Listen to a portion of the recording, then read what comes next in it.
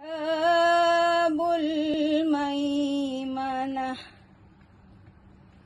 ma ashabul maimanah wa ashabul mash'amah ma ashabul mas'amah was-sabiqu mas-sabiqun ulaikal muqarrabun. Sadaqallahul azim.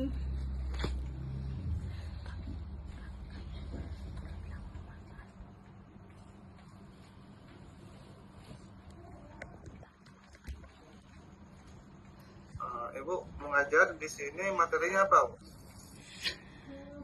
Menyambut usia balik. Ya, Menyambut usia balik. menyambut usia balik ya. Ya, Oke. Apa tanda-tanda usia balik? tanda-tanda usia balik kalau menurut ilmu fikih, Pak, mimpi basah. Yang kedua, itu khusus bagi laki-laki. Kalau bagi perempuan, menstruasi dan genap berusia 15 tahun.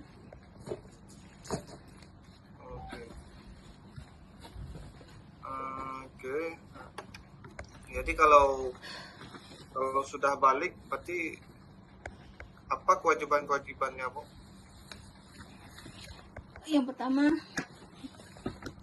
salat, Pak. Salat 5 waktu tidak boleh kita tinggalkan. Yang kedua, berbakti kepada orang tua. Kemudian puasa di bulan Ramadan, menutup aurat dan menuntut ilmu, Pak.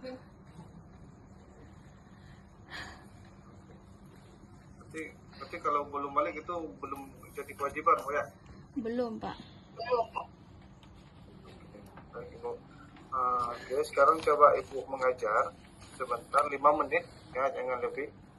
5 menit itu sudah ada semua ya, dari pembukaan, isi, sampai penutup ya.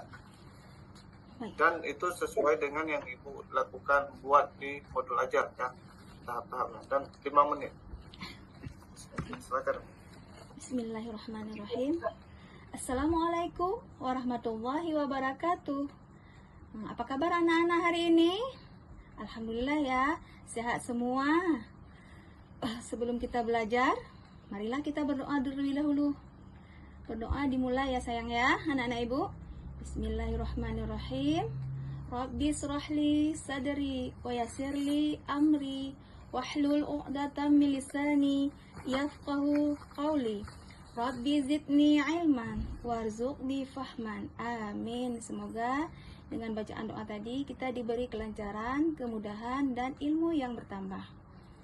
Nah, sebelum ibu mulai, apakah anak-anak ibu hadir semua hari ini? Oh iya, alhamdulillah hari ini hadir semua ya. Anak-anak ibu, sebelum kita belajar, ibu ingin tahu dulu, masih ingat nggak pelajaran yang kemarin?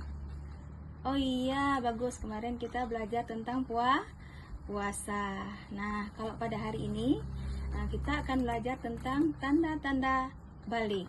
Ada yang tahu tidak apa itu tanda-tanda balik?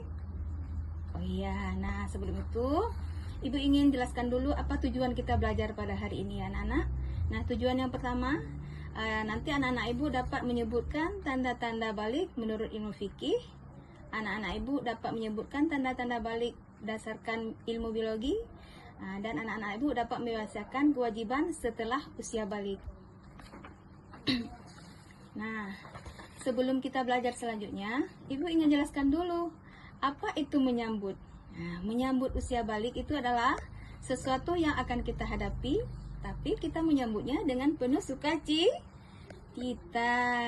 Itu dikarenakan setiap orang pasti akan mengalami masa balik. Nah, coba anak-anak ibu perhatikan gambar berikut ini.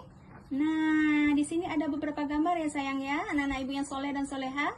Nah, di sini ada fase ya, dimana semua manusia itu akan tumbuh lebih besar. Nah, coba anak ibu berada di fase manakah sekarang?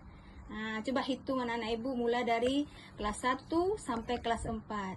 Nah, berapa umur anak-anak ibu? Iya, bagus sekali. Rata-rata anak-anak ibu sekarang umurnya 9 tahun. Nah, dari kelas 1 sampai kelas 4 ini, anak-anak ibu ada nggak perkembangannya? Pasti ya, pasti semakin tumbuh. Nah, selanjutnya akan ibu jelaskan ini. Apa itu balik? Nah, balik itu menurut bahasa adalah sampai. Ya, pandai sekali anak ibu. Sampai di sini maksudnya apa sayang? Sampainya usia seseorang pada tahap kedewasaan. Tandanya apa? Nanti anak-anak ibu akan mengalami yang namanya mimpi basah. Kemudian bagi laki-laki, kalau bagi perempuan akan datangnya haid dan berusia 15 tahun. Nah, apa tanda-tanda balik menurut ilmu fikih? Yang pertama, di sini ada mimpi basah. Nah, mimpi basah itu adalah keluarnya cairan. Mimpi itu datangnya ketika kita tidur. Nah, saat kita tidur kita mengeluarkan cairan. Cairan itu berwarna putih ya sayang ya. Nah, bukan ngompol tapi sayang. Tapi cairannya berwarna putih, agak bau amis. Nah, kemudian itu kalau datang pertama kali mimpi basah itu berarti tandanya anak-anak ibu sudah balik. Itu khusus bagi laki-laki. Kalau perempuan itu datangnya menstruasi. Apa itu menstruasi sayang? Iya, menstruasi itu adalah keluarnya cairan berwarna merah, yaitu darah dari vagina anak perempuan.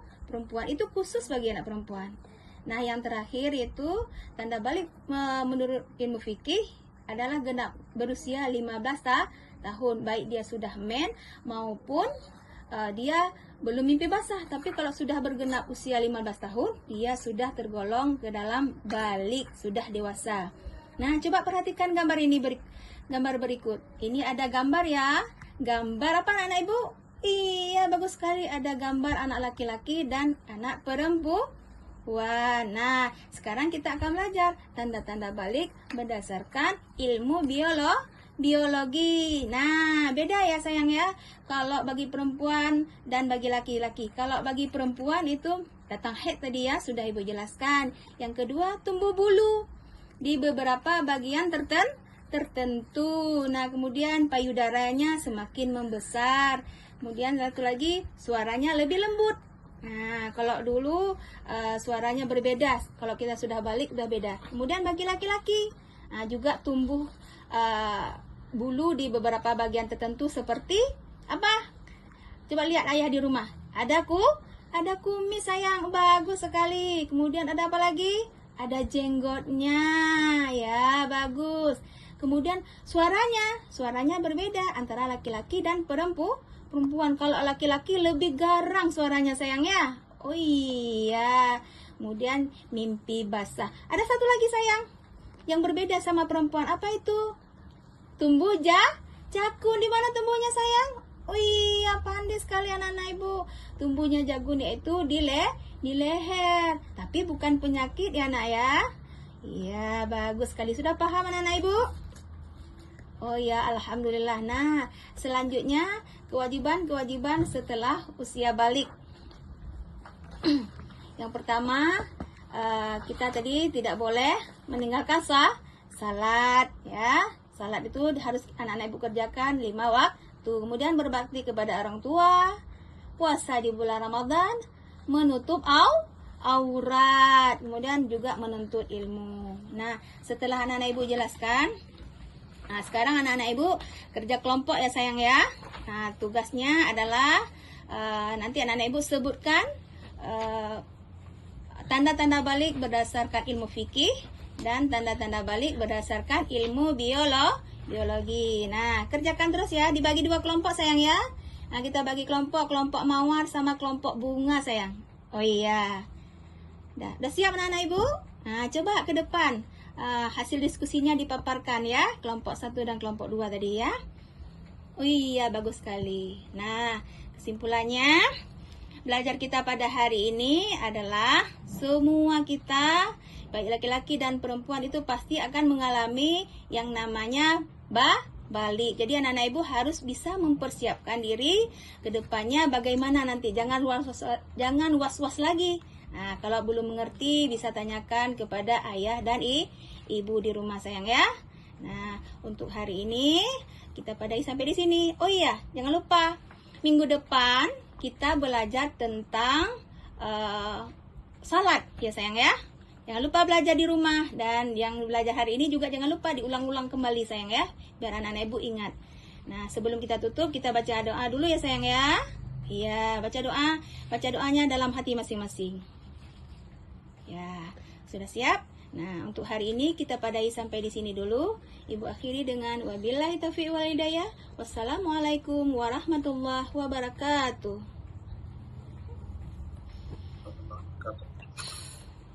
Oke, baik Ibu. Oke, berarti di sini Ibu tadi menggunakan metode belajar apa Ibu? PBL. PBL. Ya, ada metode ceramah juga, diskusi ada juga. Metode ceramah ya. Itu PBL itu metode atau model? Model Pak. Model. Kalau metode? Kalau metode Atau apa beda nggak dia model sama metode? sama Pak. Sama. Betul. Itu satu paket Pak.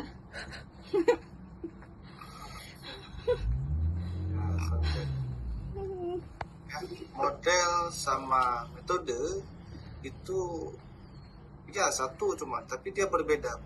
Kalau model itu dia kerangka besarnya ya, pola atau konsep yang kita gunakan untuk merancang ya, melaksanakan dan mengevaluasi pembelajaran, itu namanya model. Nah, salah satunya apa modelnya itu kayak ya PBL ya. Ya, Tapi kalau metode itu cara atau teknis ya, teknis yang kita gunakan ketika kita sudah merancang sebuah pembelajaran. Itu kita perlu cara teknis khususnya apa. Berarti bagian dari model, metode itu bagian dari model ya. Apa metodenya? Seperti ceramah, diskusi, dan lain-lain sebagainya. Itu betul metode ya. Ya Pak. Oke. Baik, berarti ini ada strategi ketika di dalam ruangan ibu kan banyak sesuatu ya, dengan berbagai latar belakang yang berbeda pastinya, dan tata cara dia menanggapi sesuatu itu pun mungkin pasti berbeda ya. Jadi gimana cara ibu menanggapi ketika ada siswa yang ribut di dalam kelas sehingga dia bisa jadi mengganggu temannya, ataupun dia tidak mau belajar, dia tidak mengganggu temannya, tidak apa-apa, dia cuma duduk diam, tapi dia tidak masuk pembelajaran yang dijelaskan di depan. Itu bagaimana cara ibu menanggapi? Caranya Pak, kita melakukan pendekatan kepada siswa tersebut dan menanyakan apa penyebabnya. Kemudian kita tidak boleh menghadapi anak tersebut dengan marah-marah atau suara yang keras, tapi dengan suara yang lebih lemah lembut, atau dengan memberikan apresiasi kepada siswa-siswa yang lain yang tertib, biar dia termotivasi, juga tidak ribut di dalam kelas. Oke, ya. Boleh. Jadi karena banyak hal ya yang bisa menyebabkan anak-anak itu tidak mau belajar ya. Itu salah satunya karena mungkin gaya bahasa yang dia miliki itu berbeda dengan yang kita lakukan. Karena ada anak nanti yang dia baru mau belajar, dia suka belajarnya menggunakan video ataupun visual namanya. Jadi banyak dengan kita tampilkan gambar-gambar, dia lebih tertarik seperti itu belajarnya. Ada juga nanti anak yang dia suka belajar menggunakan audio, jadi dia mendengar. Jadi kalau kita belajar metode belajar kita mode ceramah, mode dia hanya mendengar, itu dia kayaknya lebih cepat masuk gitu materi. Ada juga nanti ada anak yang dia lebih suka belajarnya menggunakan praktek langsung. Atau istilahnya kalau gaya bahasanya kinestetik ya. Nah, itu dia praktek. Nah, dia langsung pegang bahannya, praktikumnya. Nah, dia dengan seperti itu dia lebih cepat bisa memahami materi. Nah, itu jadi menggabungkan ketiga hal itu memang itu menjadi sebuah PR kita para pendidik, bagaimana anak-anak ini dengan berbagai macam gaya sendiri, tapi materi yang ingin kita sampaikan itu masuk kepada kesemua anak. Itu yang nantinya kalau kita sudah bisa itu menjadi ya guru profesional ya. Iya. Oke, baik, terima kasih Ibu. Ya, sudah siap, itu rekamannya Ibu sudah merekam sendiri, itu nanti diupload kembali. Ya. Oke, boleh meninggalkan